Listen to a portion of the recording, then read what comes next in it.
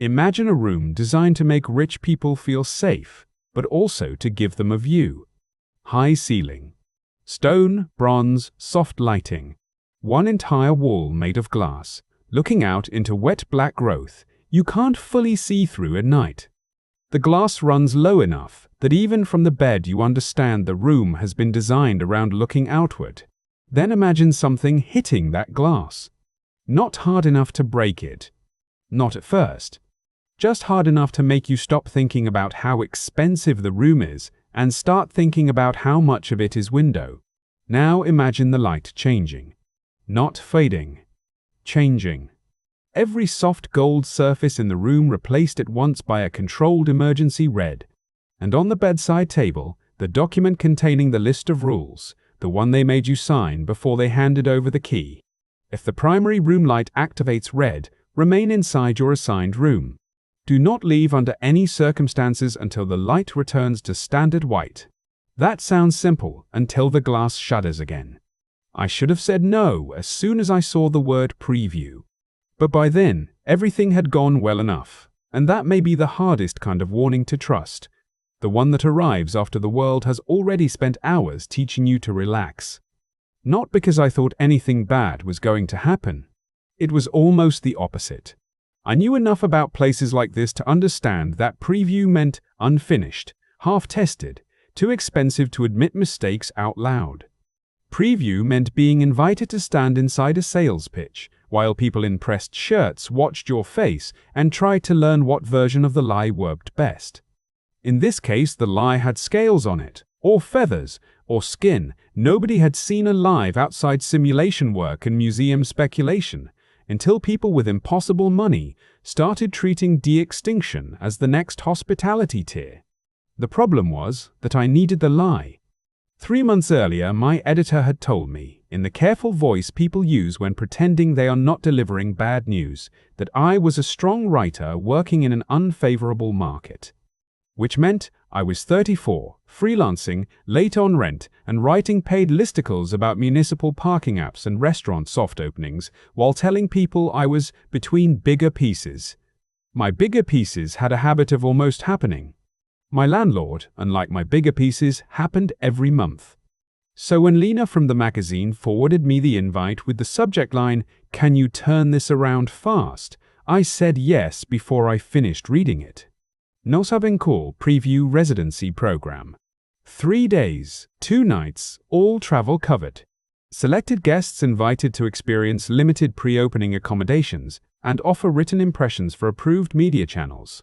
A responsibly managed living experience. Below that was the part that mattered more than the rest. Standard contributor fee available upon publication. It was not a large fee.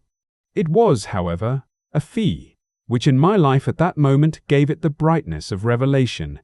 The rest of the invitation read like the polished end state of an argument the culture had already lost. For years, people had insisted that if reconstructed prehistoric life ever crossed from theory into reality, the public would meet it with moral seriousness, regulatory terror, and long memory. Instead, once the first controlled revivals proved commercially photographable, caution got repackaged into premium access language and sold back as reassurance. The magazine was not paying for a feature. Lena made that clear during the one call we had before I flew out. "Don't go weird with it," she said. "They want atmosphere, controlled access, future of tourism stuff, sustainability, safety, wonder, expensive but worth it. You know. Write me something that sounds like you believe rich people deserve nice things." "I can do aspirational or," I said. "Do compliant or. There's a difference." I laughed like that was funny. She didn't. The flight out was private only in the sense that it did not include people who had paid normal amounts of money. There were 6 of us in the cabin, and only one of them looked like he had ever worried about overdraft fees. A woman in a cream travel set with no visible seams slept with her mouth slightly open the entire way. 2 men in quarter zips talked softly about venture debt. Somebody who introduced himself as an architectural consultant spent 20 minutes photographing the cloud line through the window. No one asked what I did. Which was a relief because regional culture vertical was what I had started saying when I wanted to avoid admitting I took assignment work from whoever answered my emails. The island appeared under us all at once. Dark green, wet, folded into ridges, a long silver cut of service road near the coast, then geometric flashes where glass and steel caught the late light. From above, R Epoch looked less like a park than something assembled from different promises.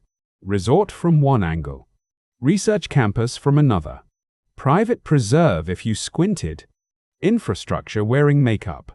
Not a zoo, not exactly a safari, not exactly a conservatory, though I already knew their public materials used all three depending on audience and liability exposure. A place built around living things from deep time, then wrapped in enough luxury language to make modern appetite sound reflective. There were signs everywhere once we landed, though not the kind I expected. No cartoon dinosaurs. No giant jaws. No family mascots. That, more than anything, told me R Epoch knew exactly what sort of comparison it was, tired of surviving. Everything was matte, muted, expensive, and written in a tone that wanted to sound reassuring without sounding defensive. Welcome me to R Epoch. A responsibly managed living experience. Preview ACC des is a privilege of compliance. That last one was printed on a freestanding black panel next to the shuttle stand. Rain had collected along the panel's lower metal lip, and each drop reflected the white letters before falling onto the concrete. On the lower corner sat the same restrained insignia repeated across the terminal glass, a narrow embossed R inside an oblong seal, crossed by a minimal line drawing that suggested a long-backed animal profile without turning it into a mascot. I read it twice. The shuttle itself was not a shuttle. It was one of those enclosed electric transports with smoked glass and seats too firm to be comfortable by accident.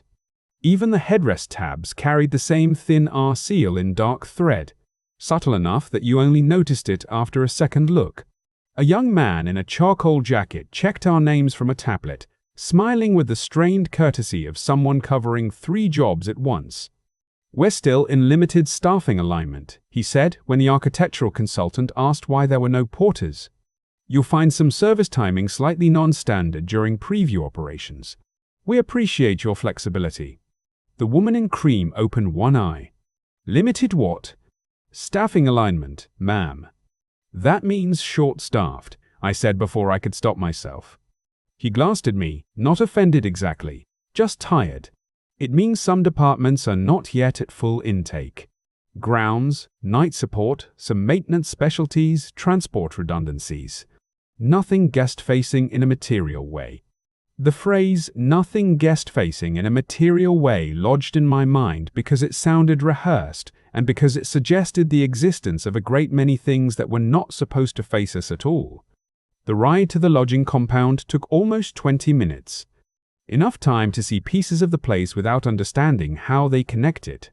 A rail line cutting across a wet lowland. A long fenced corridor vanishing into trees. A broad glass building sunk partly into a hillside. Service vehicles moving where the guest route did not. At one bend, the road ran alongside a drop into what looked, at first glance, like ordinary overgrowth. Then I noticed the overgrowth stopped in a perfect line.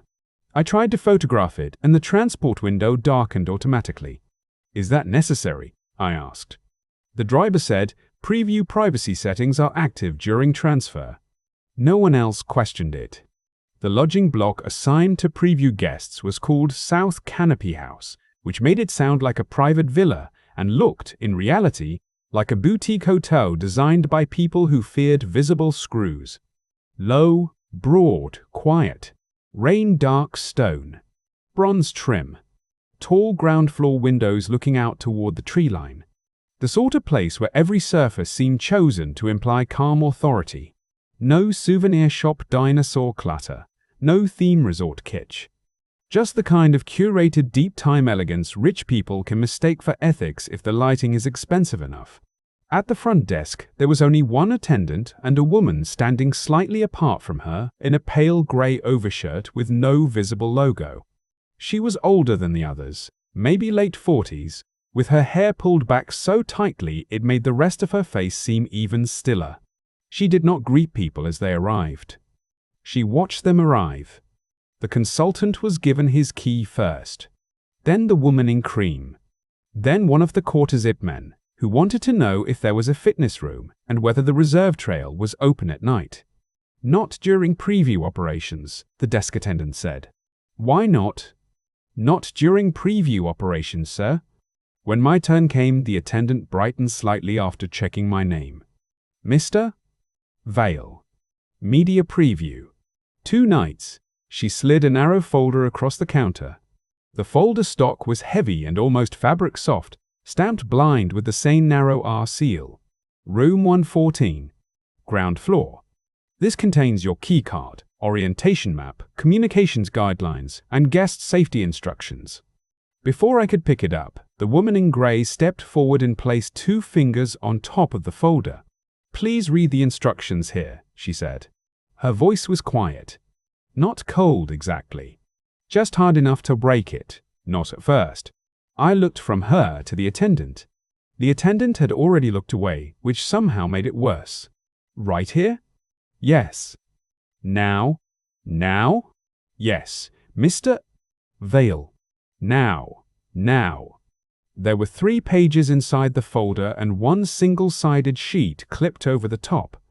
The clipped sheet was titled, Norm OC Part Compent Conditional Sapi Rose. Below that, in smaller type, applies only under designated alert conditions. Read fully before occupying assigned room. Retain on person during residency. I looked up and gave the woman what I hoped was a friendly city guy. You've got to be kidding me smile. Is this part of the experience? No? Because this feels a little theatrical. It isn't. I laughed lightly. I'm sorry, conditional safety rules? Is this hazing? Do you do this with every preview guest? Yes, she said. We do. Please read them. There are scenes that arrive so perfectly formed you know, even while living them, that you will replay them later and wish you had chosen a different line. I should have shut up and read the paper.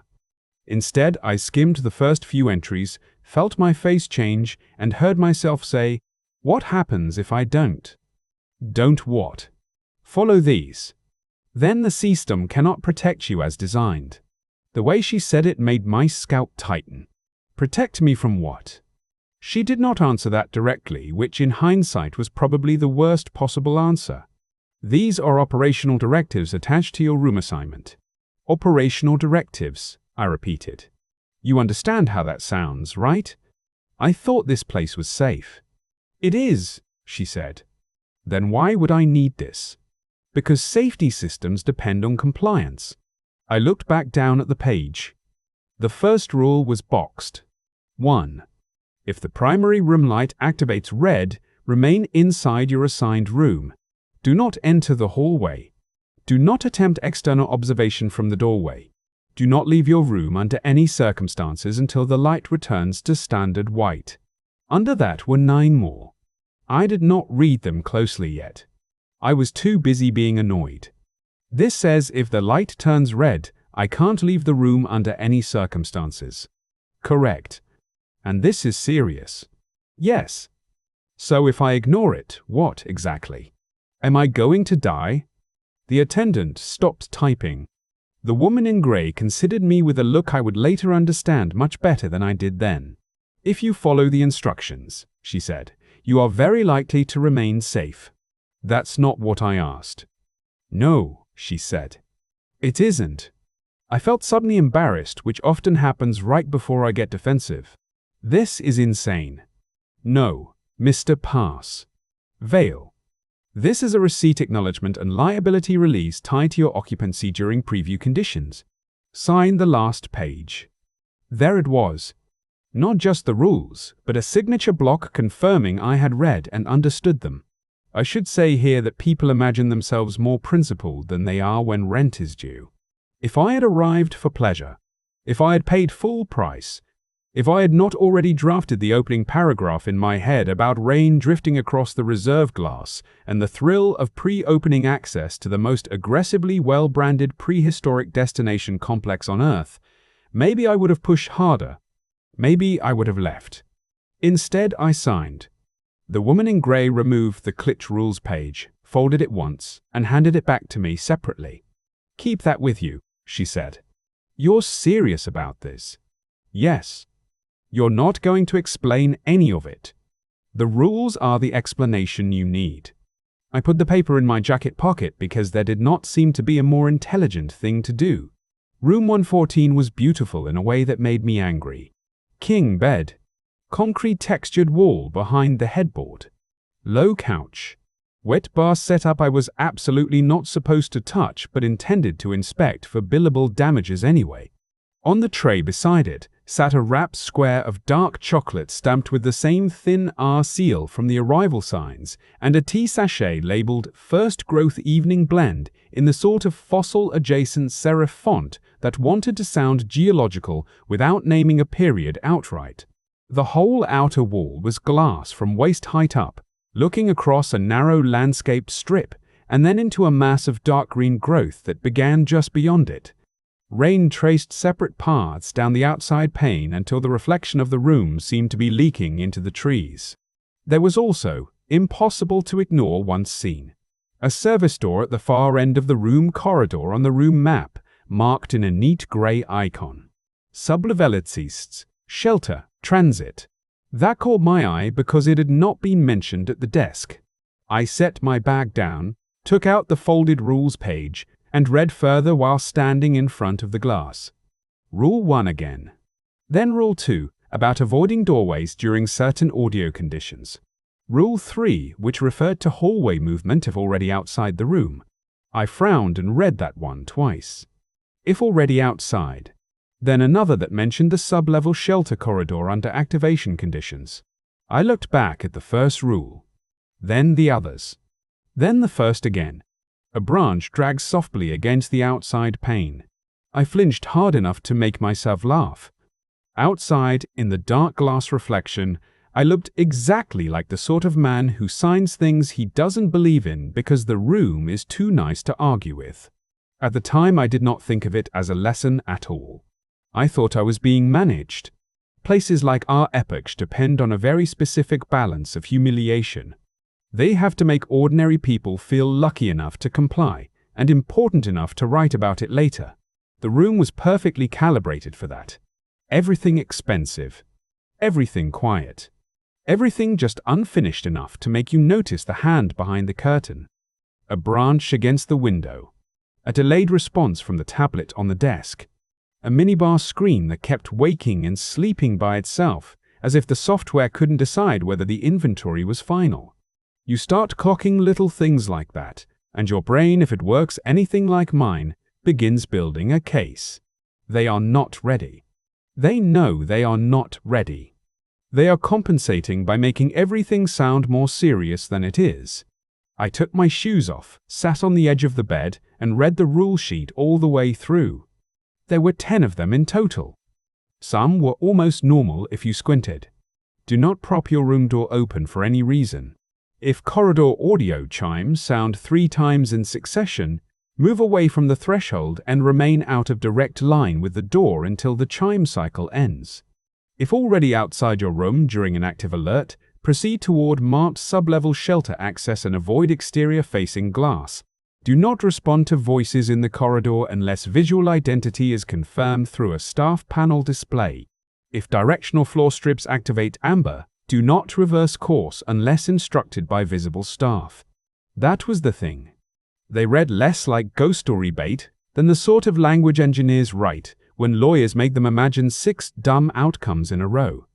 Only 2 of the rules really bothered me. The first was Rule 1 because of the absolutism. The second was the one about voices, because it implied a situation where there might be someone outside your door sounding enough like a person that a special rule had to exist. I told myself there would be an explanation for that. Emergency drills. Sound bleed. Some overzealous safety consultant who had once turned an evacuation memo into a career. I showered, because showering is what you do when you're trying to convince yourself you are still in control of your own evening. The bathroom had one of those rainfall heads that made every other shower you've ever taken feel like a public punishment. Through the half-open door, I could still see the room windows turning dark blue with the weather. By the time I came back out, toweling my hair dry, the branch or whatever it was had stopped tapping. That should have been reassuring. Instead, it made the silence heavier. I put on the hotel robe because it was there, and because some petty corner of me wanted to extract value from the place in any form available. The robe tie had a small stitched tag near the seam or Epoch house nissen, the sort of branding meant to be discovered, not advertised. Then imagine something hitting that glass. Quick update, I said. Place is weird but expensive weird, not lawsuit weird. I think. They gave me a rules packet to get into my room, which I assume means they either take safety very seriously or want me to think they do. I'll send notes in the morning if the responsible management of living experience doesn't kill me in my sleep. I deleted the last line before sending it. There was a room service menu on the desk, but the delivery app on the tablet showed reduced operations during preview hours. The menu was all restrained self-importance. Herb broths, dark breads, small plated desserts with names trying very hard to sound ancient without becoming costume. A notice at the top apologized for limited overnight staffing and recommended that guests avoid unnecessary movement between wings after 22 sound due to active systems calibration. Active systems calibration. Everything here had a phrase designed to keep the truth one layer abstract. I ordered tea because it was the only thing still available. 37 minutes later, no one had brought it. The tablet still showed the order as in preparation, which made the absence feel less like neglect and more like a process that had decided not to admit it was no longer moving. I was considering whether stealing one of the tiny bourbon bottles would void my liability release when something moved outside the glass. I froze. Not because it was dramatic. Because there is a very specific way a body stops when it thinks it has seen another body in the dark. But the shape resolved almost immediately into leaves dragging against one another in a gust.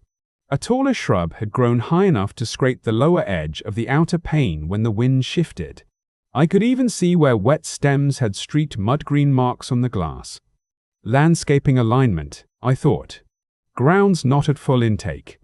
There was your mystery. Once I had that explanation, I felt almost embarrassed by how intently I had been staring into the black outside. I shut the curtain halfway, not because I was scared, but because half covering a window gives the illusion that you have solved something. The curtain did not cover the whole pane. It left a vertical strip of black glass visible near the corner, wide enough to keep reflecting the bed and the red dot of the tablet charger and the pale shape of my own face whenever I moved past it. I changed into a t-shirt and lay down with the rules sheet on the bedside table. I think I meant to keep reading. Instead, I must have drifted for 10 or 15 minutes, because when I opened my eyes again, the room had changed in a way I understood before I sat up. The ordinary lighting was gone. Not off. Replaced. A band of muted red had come alive in the wall cove above the headboard and under the media console. Not a blinking charger light. Not a standby indicator. This was architectural. Deliberate. Every ambient channel in the room had shifted at once, painting the concrete wall a low arterial color, while the rest of the space remained dim and strangely flattened. Even the bathroom light beyond the open door had gone from soft gold to the same disciplined red. For maybe 3 seconds I just stared. Then a tone sounded overhead. One soft note. Then another. Then a third. Not loud. Not panicked. Worse than panicked, actually. It sounded like a system that expected to be obeyed. My whole body tightened. I sat up fast enough to knock the folded rule sheet onto the floor. The paper slid under the edge of the bed, and for one stupid second I was more irritated by having to reach for it than afraid of what had made the room change color. That was the real alert. There was no mistaking it. No confusing it with the minibar screen or the harmless red pinpricks on charging devices. The room itself had changed states. I got off the bed and picked up the paper. Rule 1 was right there. 1. If the primary room light activates red, remain inside your assigned room. Do not enter the hallway. Do not attempt external observation from the doorway. Do not leave your room under any circumstances until the light returns to standard white. I read it once, then again. Then I looked up at the windows. At night, glass stops being transparency and becomes a mirror until something outside it moves. The half-drawn curtain cut the room into two wrong halves. On one side, the bed, the desk, the expensive quiet. On the other, black pane, red reflection, the suggestion of wet leaves beyond. The strip of uncovered glass seemed wider now, not because it was, but because the red room gave it a border. I heard a sound then, and my stomach dropped so violently I had to grab the desk chair. A thud. Not on the glass. Somewhere outside and to the left, muffled by weather and walls, but heavy enough to feel attached to mass. I stood very still. Nothing followed it. Another tone chimed overhead, softer this time, as if reminding me not to make the situation about myself. Right, I said aloud, because hearing your own voice can make the room feel less inhabited by systems. Stay in the room. The problem was that the room now felt like the worst possible place to stay. The windows were the main problem. They had seemed luxurious an hour earlier. Now they made the whole suite feel like an observation box. I backed away from them instinctively, then caught myself and got angry at the instinct. That anger helped for maybe 20 seconds. I told myself to think. If they really needed people to remain inside under any circumstances, why were there multiple rules for what to do if you are already outside? Why the hallway rule? Why the shelter transit note? Why the amber strips and corridor procedures? Either this was a layered system built by someone incapable of organizing priorities, or they were trying to account for the possibility that guests would not stay put. And if they were accounting for that possibility, then leaving the room could not be instant death. That was the first step of the reasoning. The second was uglier. If the room was truly the safest possible place, why had the woman at the desk refused to say that plainly? Why not say, the red light means there is an exterior hazard and these rooms are hardened accordingly? Why all the talk about compliance and occupancy conditions and systems functioning as designed? Why make me sign before telling me anything?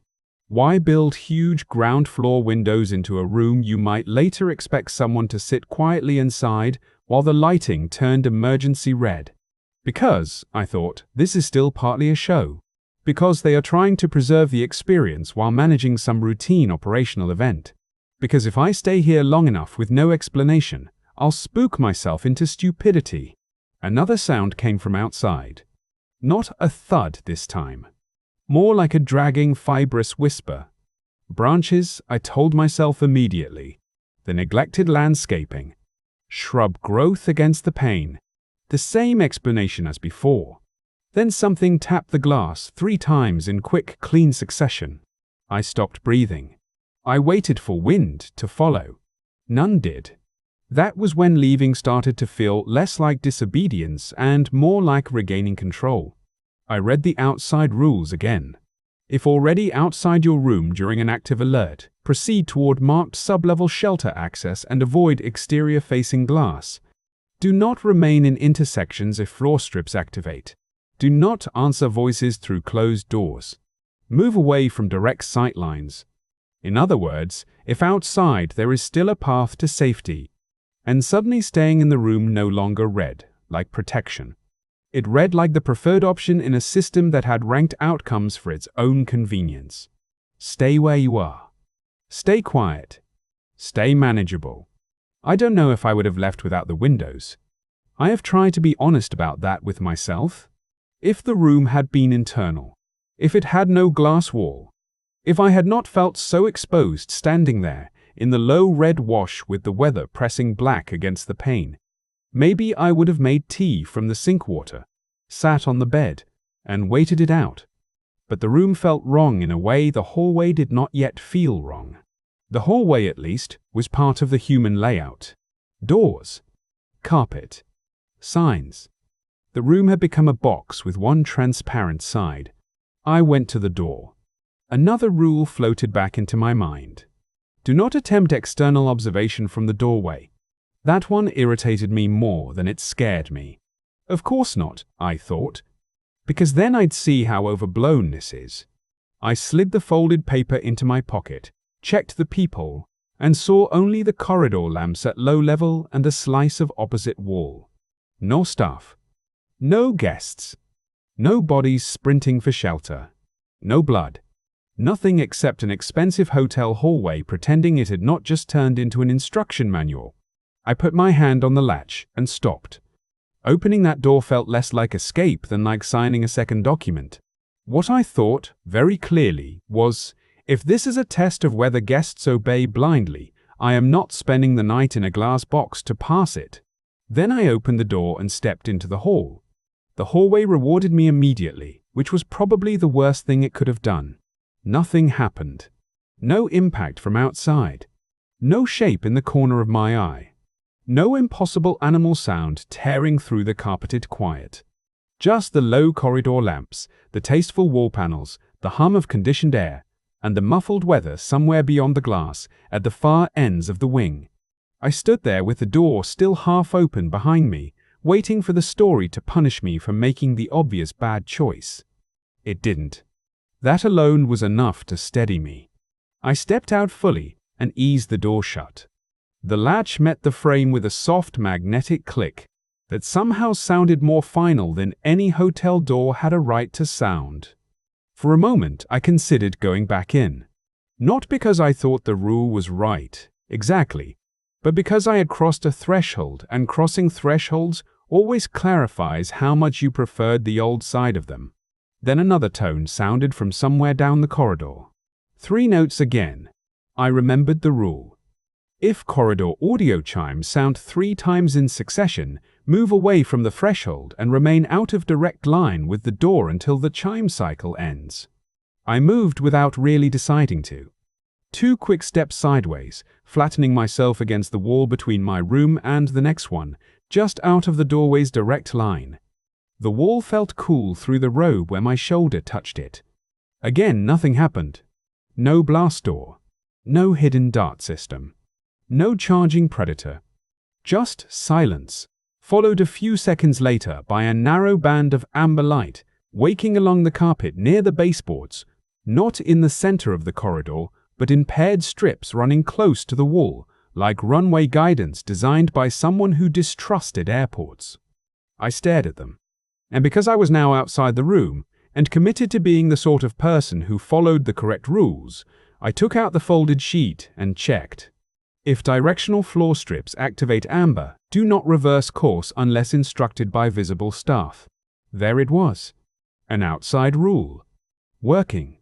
The stupidest, most persuasive feeling in the world is being half right. I looked down the long axis of the hall. One direction ended in a windowed lounge area washed in dark rain-reflected blue.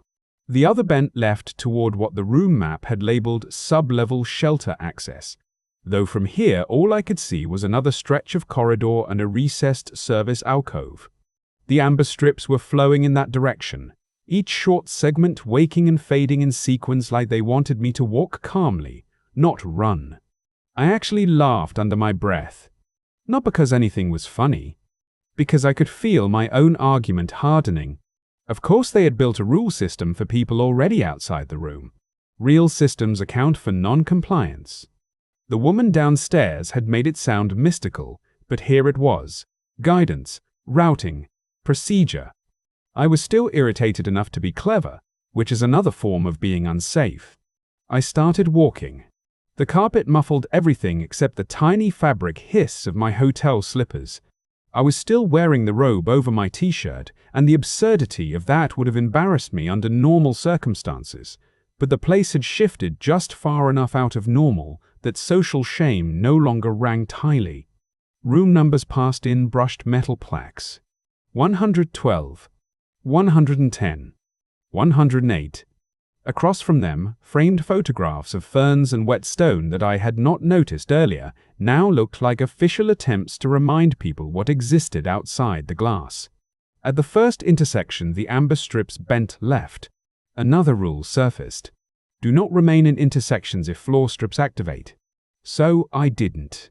I crossed without stopping and felt another tiny pulse of confidence. 2 rules followed. 2 rules made sense. 2 rules improved the situation. Ahead, an illuminated staff panel glowed beside a sealed double door. It had not been active when I came in earlier. Now a soft white square on its surface displayed a simple graphic map of this wing with a pulsing dot that I assumed was my current location. Under the map, text scrolled once and then settled. Active alert.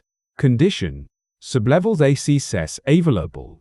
Below that, Gus outside a Signed room should proceed without delay. I stared at it long enough to feel vindicated. Not fully, but enough. The system itself was telling me to proceed.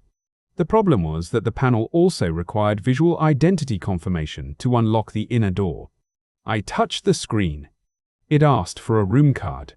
I used the key card. Nothing. I tried again.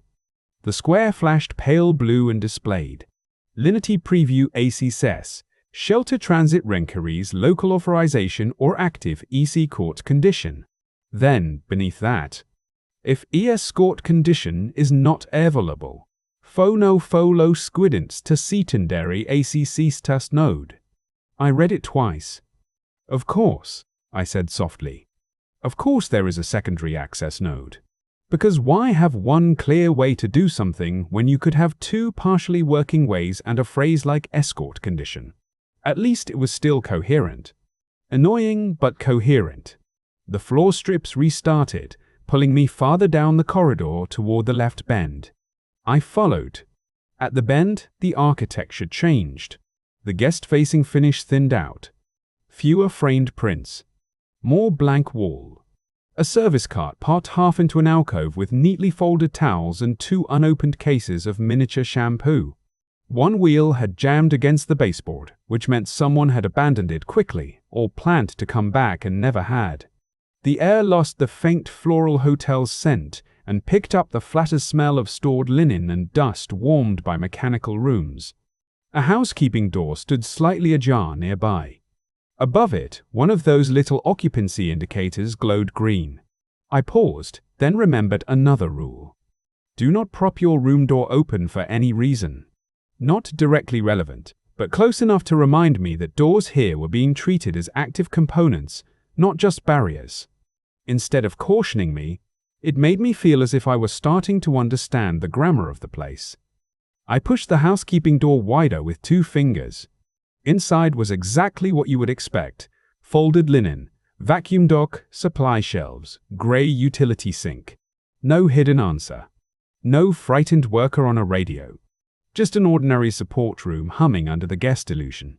The fluorescent strip above the sink buzzed softly, and the shelves smelled of detergent, plastic wrap, and towels that had never been used. Except the back wall wasn't really the back wall. It was a rolling wire partition, and beyond it, a narrow service corridor extended into deeper building dark. Concrete floor now, not carpet. Exposed pipe overhead. Low work lights, every third one lit. The kind of space guests are never meant to picture because picturing it weakens the fantasy 3%. The amber strips continued through there. That gave me pause. I stood in the supply room doorway listening. From somewhere farther ahead came the faint metallic knock of something settling under mechanical load. Not organic. Not cinematic. Just infrastructure. The kind of sound that is comforting right up until you realize it means a much larger hidden system is changing state around you. A voice sounded then. Hello? I snapped around so hard my shoulder hit the doorframe. The voice had come from the main corridor behind me. Male, maybe middle-aged, carrying slightly in that way voices do when people are trying not to shout. Hello? Is someone there? For one complete second, relief flooded me. Relief. Actual human relief. Staff. Another guest. Literally anyone. Then the rule surfaced with such force it felt placed there by another hand. Do not respond to voices in the corridor unless visual identity is confirmed through a staff panel display. I stood frozen in the housekeeping doorway, looking out into the empty hall.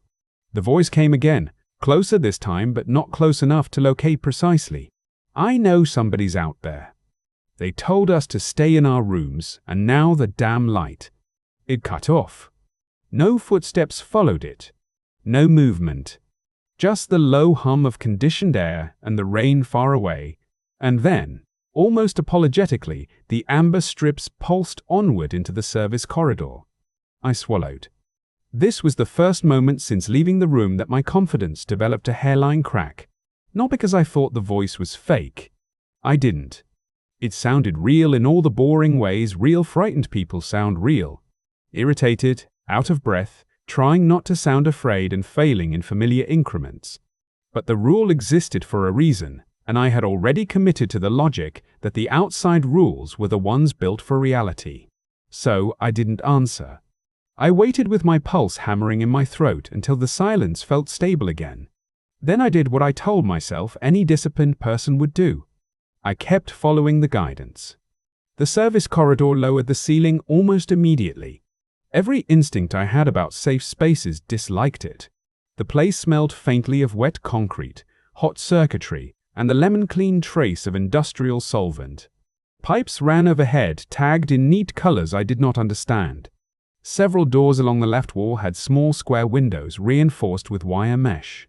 Behind one of them, I could see a stairwell dropping down, painted institutional off-white and lit by the same red emergency wash that had filled my room. Sublevel, I thought. That should have been good news. Instead, I felt a violent reluctance so physical it was almost nausea. Down felt wrong. You spend your whole life being taught that if something bad is happening, down is where you get trapped. Basements flood. Utility levels lose power. Parking garages become headlines. Every movie and every bad apartment childhood teaches the same primitive lesson. If danger is outside, do not go deeper into the building. I knew intellectually that this was not a fair reading. I knew fortified shelters exist below grade precisely because they are harder to get into from outside. I even knew, somewhere in the abstract, that the room map had used the word shelter rather than storage or service. But the stairwell door had no handle on this side. Only a staff panel and a narrow slot for a card I already knew would probably reject me.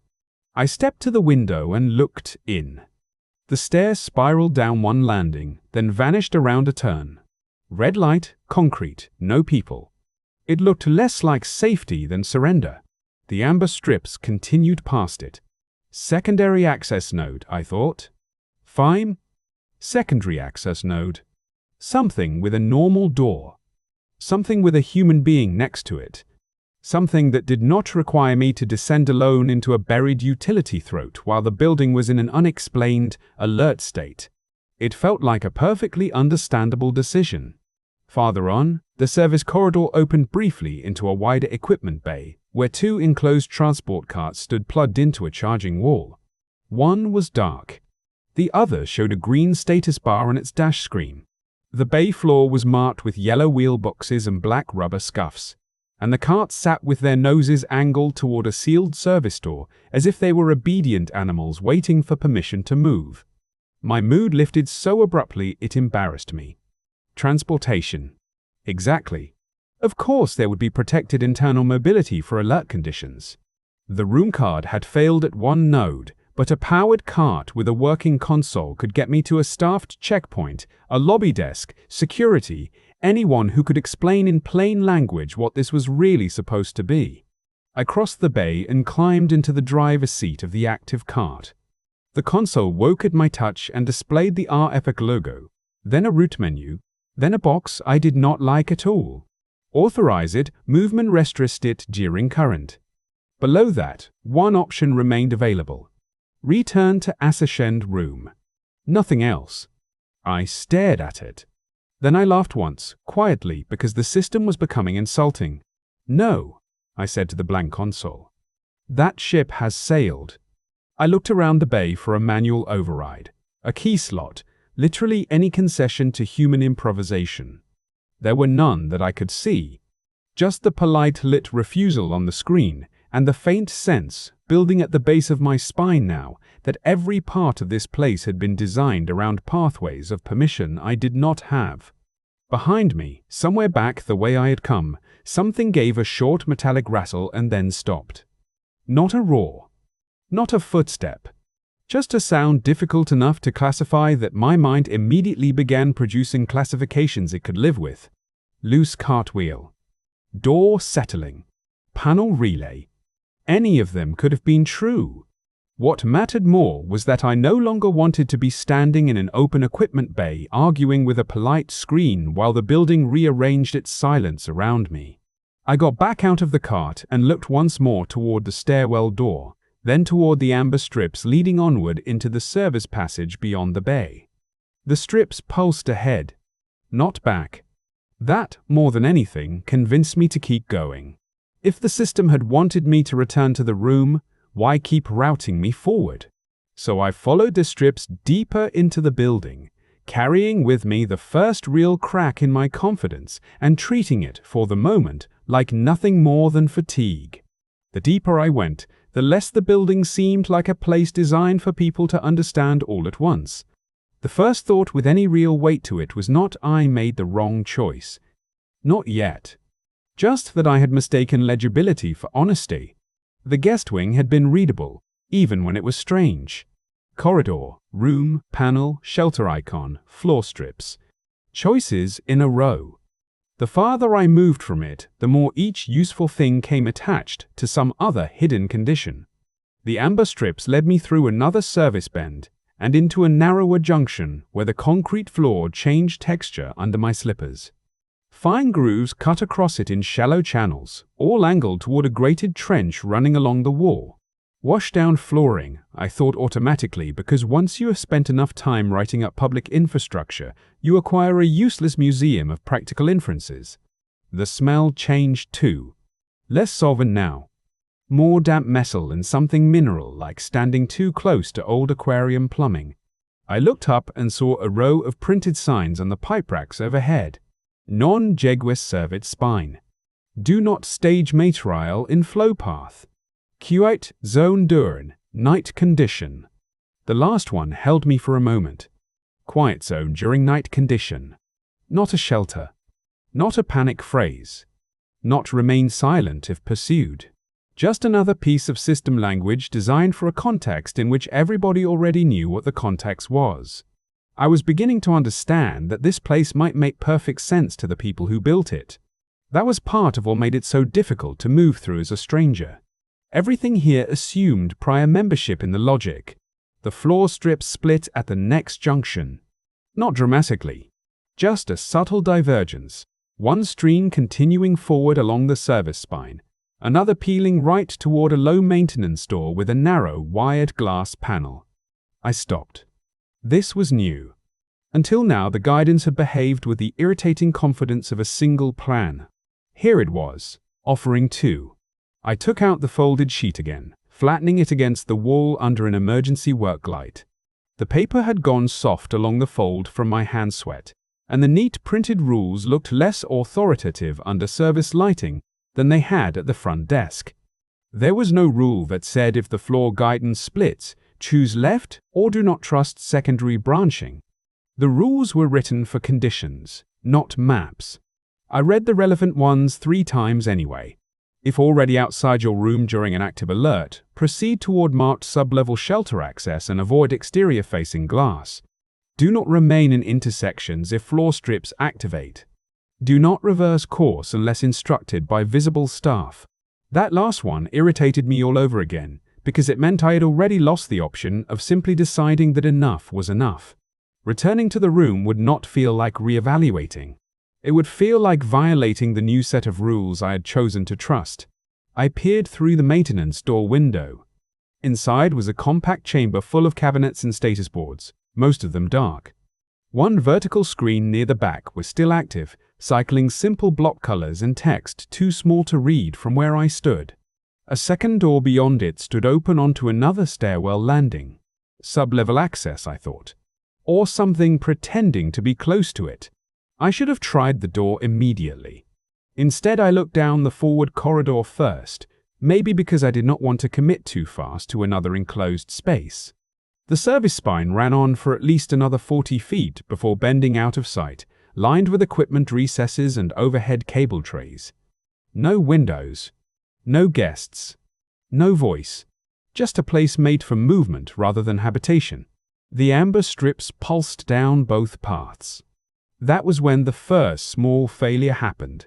I touched the maintenance door panel with my keycard, and the light flashed white, then yellow, then displayed a message I disliked on sight. ACC STLA, stands clear during pressures equalization.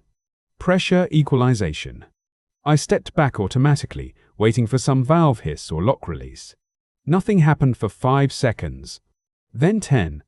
Then the panel went dark and restarted. Same logo. Same white flash. Same yellow screen. ACC delay. Stand clear during pressures equalization. I laughed once, quietly and without humor. Of course, there was another threshold that was not exactly unavailable. Just not available on any timescale a frightened human being would trust. I saw the trap of it immediately. If I kept waiting, maybe the door would eventually open. If I did not wait, I would be abandoning a possible safe route because the system was slower and more layered than I wanted. That would not be the same as the first mistake, I told myself. This was different. This was adaptive.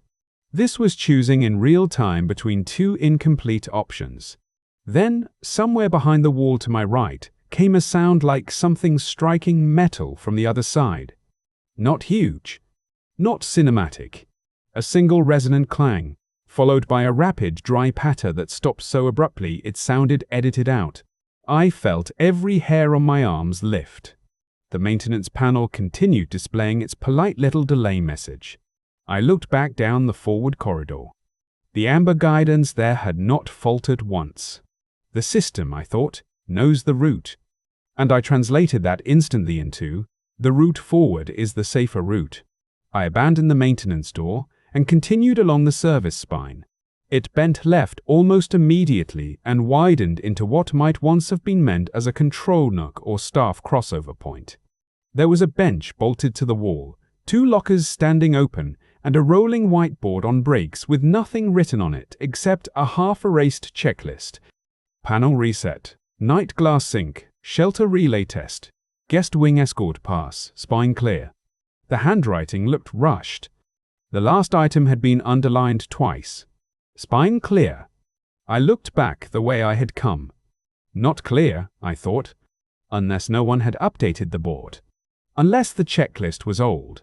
Unless the whole point was that the spine was supposed to be clear of guests, and by being here, I was already the wrong material in the wrong flow path. On the bench sat a hard plastic case with a cracked latch. Inside were 2 handheld radios in charging docks. One dock glowed green. The other was dead. I grabbed the live radio before I had fully decided to. At last, something that felt like actual improvisational progress. I thumbed the side switch. Static. Then a clicked burst of speech I only partly caught. North sublevel not guessed. More static. Then another voice, calmer and farther from the microphone. Repeat. Do not route preview through active recovery. Hold them in primary if still contained. I stopped breathing. The radio hissed softly in my hand. The tiny speaker smelled faintly of warm plastic, as if it had been sitting in that charging dock for months waiting to be useful to the wrong person. Contained. Preview. Active recovery. I listened harder, but the transmission had already collapsed into static again. I clicked what I thought was transmit and got nothing but a red indicator and a low denial tone. Locked channel, maybe. Dead permission layer again. Everything useful in this building was one authorization higher than me. But I had heard enough. Not enough to understand the full system. Enough to feel the shape of my mistake approaching from behind. Hold them in primary if still contained. Primary what? Primary shelter? Primary corridor? Primary room? Contained where? I did not want to answer that. My chest had started to hurt with the shallow repetitive breathing you do when your body is trying to alert you without embarrassing you. I shoved the radio into the robe pocket because leaving the only half-useful thing behind suddenly felt obscene. The amber strips went dark. I stared at the floor. For 1 full second, nothing lit. Then Imagine guidance pattern woke, not amber this time but white, beginning in a line directly behind me and stepping backward toward the route I had just taken. Back. Not all the way to the room necessarily, but back. At exactly the same moment, something changed in the air pressure. I felt it more than heard it. A soft inward pull followed by a distant seal thunk, as if a series of doors somewhere ahead had just closed in coordinated sequence. The forward corridor darkened by a shade. Not blackout. Just hard enough to let me know the building had reprioritized itself without consulting me. And suddenly the whole story I'd been telling myself began to crack open. Not because I saw the final truth, because smaller truths started aligning. The room was not just where they wanted me because it was convenient. The sub-level shelter was not fake. It was real enough to require escort conditions and pressure equalization and local authorization. The service spine was not a secret escape path. It was a circulation route inside a system that expected trained people, timed access, and orderly flow. The outside rules were real, yes. But maybe real in the way instructions on an airplane emergency card are real. Useful if everything has already gone wrong, but not preferable to the condition they are trying to mitigate. I thought of the woman in grey saying, "The system cannot protect you as designed." As designed. Not at all. As designed. That had seemed like bureaucratic evasion at the desk. Now it sounded uncomfortably literal. A safer option had existed, then another. Each one had required me to trust something that felt wrong, long enough to let the design catch up with me. Instead, I had kept choosing the option that made the most immediate emotional sense. The room with huge windows felt unsafe. The buried stairwell felt like a trap. The delay message felt suspicious. Every choice individually defensible. Every choice pushing me farther out into the part of the system built for contingency rather than protection. Behind me, the new white guidance pulsed again. Patient as a teacher waiting for a child to finish discovering the obvious. I turned slowly and followed it back toward the maintenance door I had abandoned, with the radio heavy in my pocket and one hard thought starting to settle into place. The rules had not contradicted one another. What I had taken for contradiction might have been hierarchy, and hierarchy had required trust at exactly the moments when movement felt safer. When I reached the maintenance door, the panel was no longer yellow. It was green, and underneath it, in neat white text that had not been there before, was a phrase that made the bottom drop cleanly out of me. Primary containment lost. I stood there long enough for the green panel light to stop feeling like permission and start feeling like timing. That was the shape it seemed to be taking. Not safety. Not rescue. Timing. If I had stayed in the room would have held me in the primary state long enough for whatever they called recovery to happen around me.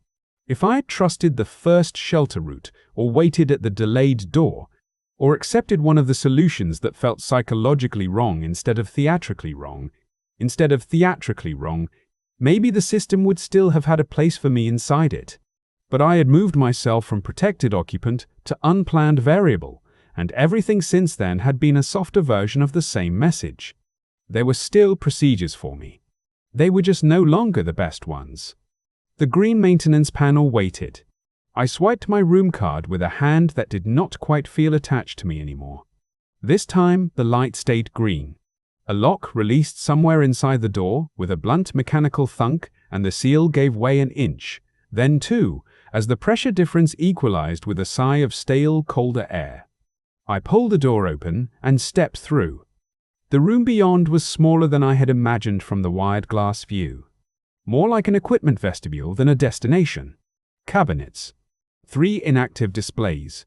1 live monitoring station with a simplified sitemap spread across it in blocks of muted color.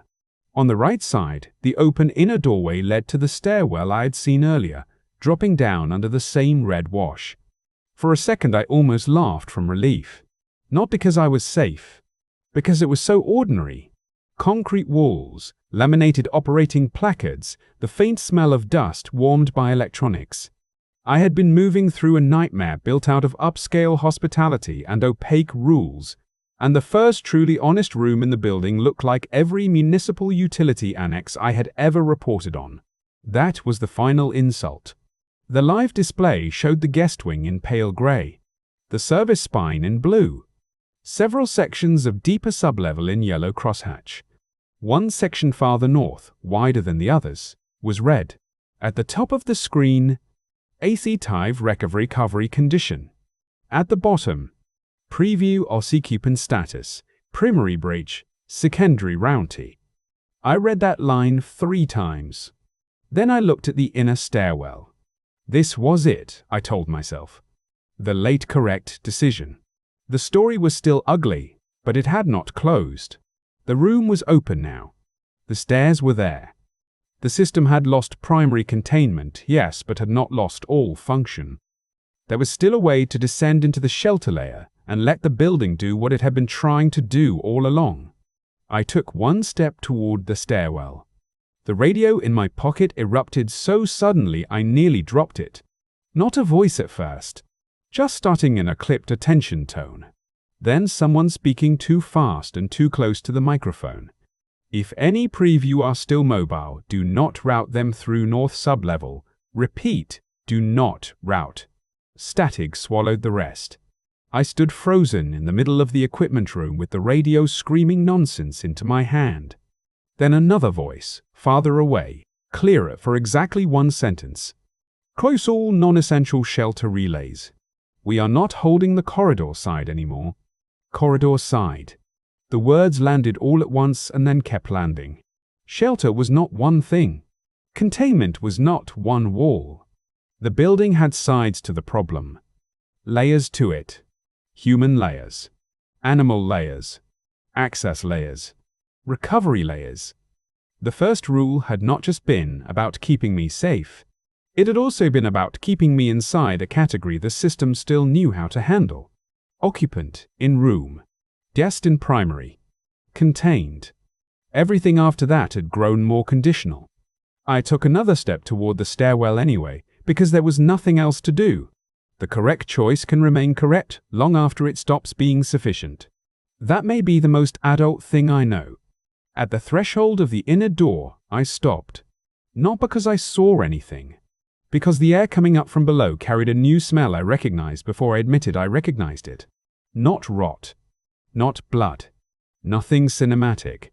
Just the thick, hot organic smell of a living place that is not arranged around human comfort. Wet hide. Mineral damp. Feed residue maybe, or treated runoff, or the inside of the systems that support large bodies you are only meant to meet through clean glass and careful narrative framing. And under that, something else. Sound, but not fully sound. A pressure rhythm more than a noise. Something low and intermittent making itself felt through the stairwell structure in pulses too slow to be machinery and too regular to be random settling. Not footsteps exactly. Not something I could defend in a sentence later.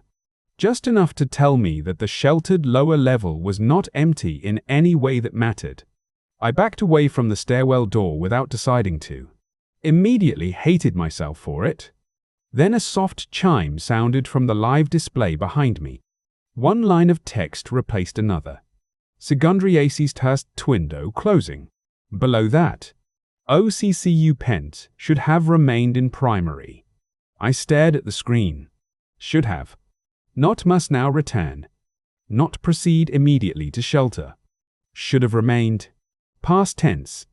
Assessment, not instruction. I don't know why that broke me more than everything else. Maybe because until that moment I had still been living inside a future tense. Still imagining that there was a next right step if I moved fast enough, trusted hard enough, read carefully enough. But the display was no longer giving me a procedure. It was describing a condition I had already left. I had become aftermath before anything visible had even reached me. The radio spat another fragment. If they left primary, they're in fallback only. Then a megaphone sound cut across it. Not from the radio. From the corridor outside the maintenance room. A soft, metallic brush. Then another. Measured. Not hurried. Something contacting the outer frame of the door I had entered through. Likely enough to make no dramatic claim on my attention. Just enough to tell me it had reached the threshold before I had decided what threshold meant. I turned my head very slowly. The outer door was still open 6 inches from where I had let it drift.